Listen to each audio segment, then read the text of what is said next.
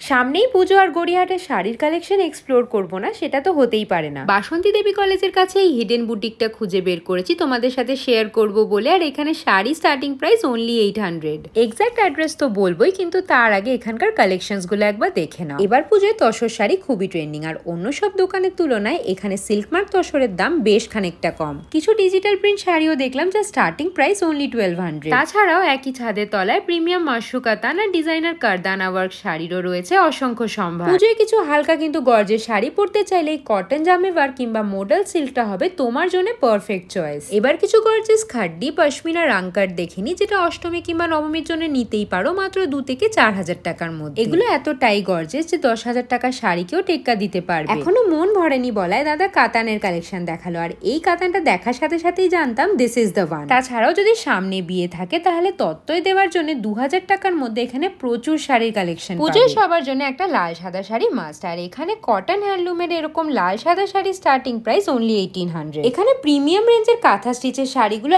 এতটাই সুন্দর যে দেখলে মাথা নষ্ট হতে বাধ্য। তাছাড়াও এখানে পেয়ে যাবে পিডি ইন্সপায়ার্ড জামদানির অসংখ্য কালেকশন, তাও আবার পকেট ফ্রেন্ডলি প্রাইসে। এখান থেকে কোনো শাড়ি পছন্দ হলে তোমরা বাড়ি বসে অনলাইন অর্ডার করে নিতে পারো। দিস ইজ উৎসব কালেকশন। অ্যাড্রেস আর বাকি সব ডিটেলস ক্যাপশনে দিয়ে দিয়েছি, চেক করে নিও।